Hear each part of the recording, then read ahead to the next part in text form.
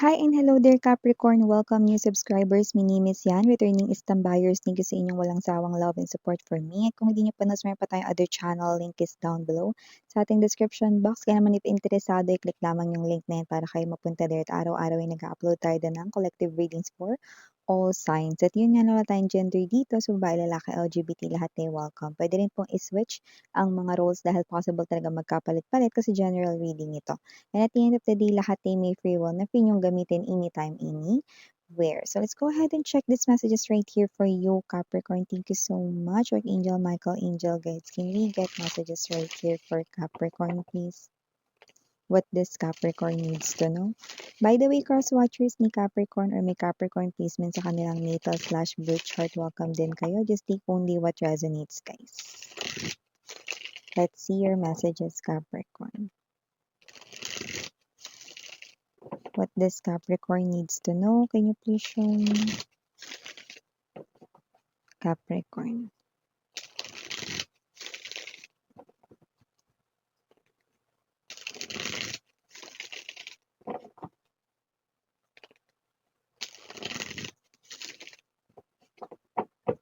Okay, so let's go ahead and check these messages right here para sa iyo, Capricorn. So guys, you do have here the energy of Knight of Swords. Galit yan. Power energy. We also have here the High Priestess. Present din dito ang Six of Wands. Here din po ang Ace of Coins. Andito rin po ang Nine of Coins. We also have here for the bottom of the deck, Sun card energy, Seven of Swords, and the King of Wands. Okay, so Capricorn, it looks like meron dito, no, na galit, no, na posibleng kayo rito, no, ay iniiwasan, nilalayuan nyo na siya no, with the Tower card energy. Definitely here an energy here of your ex. So this person here do not like it, no, na parang hindi nyo siya pinapansin, dinidedma nyo siya rito, no.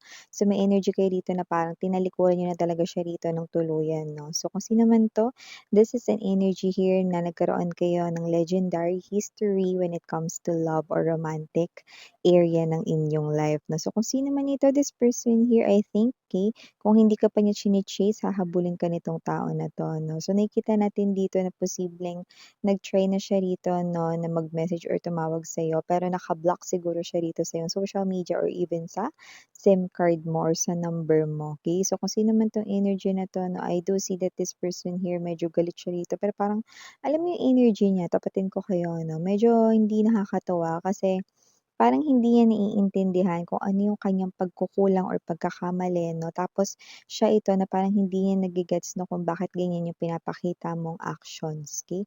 So, parang may energy siya rito mga babes 'no, na parang ano 'to, kayo wala kayong karapatan magalit tapos siya meron. 'Di ba? So, kasi naman 'tong energy na 'to na medyo yung energy niya rito 'no is medyo siya yung klase ng energy na mahirap mahirap timplahin, 'di ba, parang gano'ng klase ng energy 'no. Medyo may energy rin siya rito na mabilis siyang magalit 'no. So this person here will chase you, okay?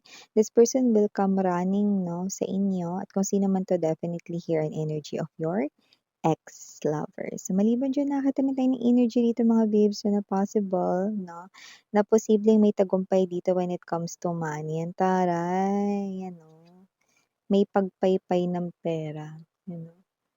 So kasi naman 'tong mga energies na 'to Capricorn, it looks like money here is coming forth sa inyo. Money is coming towards you and it looks like 'no, nakikita natin dito na ito ay bagong opportunity when it comes to money growth. So nakikita natin dito 'no na, may energy rito mga babes 'no, na may pa-success when it comes to your money. With the Nine of Coins energy, I do see that this is you, mukhang may masisimulan na kayo ritong hulugan. It could be bahay right here, it could be kotse, your dream car, dream house right here 'no, or it could be anything right here na pangarap mo. Yung iba doesn't have to be na bahay agad, lupa agad 'no, or kotse agad. Yung iba naman rito is puwedeng pangarap na cellphone, 'di ba? iPhone, latest iPhone, 'yan mga ganyan. So, nakikita natin dito 'no, na maaaring masimulan mo na 'yung nahulugan dito. Something to do here with your dream 'no, or wish mo, pangarap mo 'no, na nag-e-exist sa material world 'no. So, Aside from that 'no, meron rin ditong energy na medyo hindi ko nagugustuhan yung energy niya 'no. Medyo may energy siya rito mga babes 'no, na magastos siya. This is not you, this is someone here around you 'no. So may energy siya rito mga babes 'no, na pangarap niya ritong sumakses 'no. Dapat lang talaga sumakses siya kasi magastos siya, eh. Kung sino man 'to nagpapakita that with the Six of Wands energy right in here 'no, parang, Seven of Swords 'no, parang siya yung energy na nag-add to cart lang siya kahapon, okey, chineck-out niya na ngayon, eh, nag-check-out rin naman siya the other day 'no, tapos bukas parang balak niya ulit mag-check-out. Ay naku, dapat talaga sumakses 'tong person na 'to mga babes 'no, kasi kung sino man 'to 'no, magastos kasi siya. Kaya dapat sumakses talaga siya rito 'no. So kung sino man 'tong energy na 'to mga babes, nakikita natin dito na posibleng siya ito 'no, na pangarap niya rito 'no, na siguro ma-promote sa trabaho or, magkaroon rito ng malaking sahod 'no or income 'yan 'no. Pero kailangan niya talagang mag-effort 'yan 'no. Hindi puwedeng pag-graduate mo boss ka agad. Parang may gano'ng klase ng energy. So, kung sino man 'tong energy na 'to nakikita natin dito 'no, someone here around you, 'yan 'no. Kasi maaaring iba sa inyo mga babes 'no, kayo pa mismo magbayad nito, 'yan 'no. Baka naman COD kasi 'no, ta's kayo yung magbabayad. Ay hindi pa po bayad, ay walang iniwan. 'Yan, ano ba 'yan, kung sino man 'tong energy na 'to, puwedeng family member, puwede rin naman na someone dito na kasama mo palagi araw-araw, puwedeng katrabaho, nakakasalamuha mo, puwede rin naman na friend mo ito, okey? Or co-worker, colleague, 'yan 'no. So, maliban diyan nakakita rin tayo ng energy rito 'no, na maaaring meron ditong tahimik lang about their love life 'no. Possible rito mga babes na may isang nanliligaw sa inyo pero madadagdagan pa 'yan, may nakikita pa tayong isa pa, okey?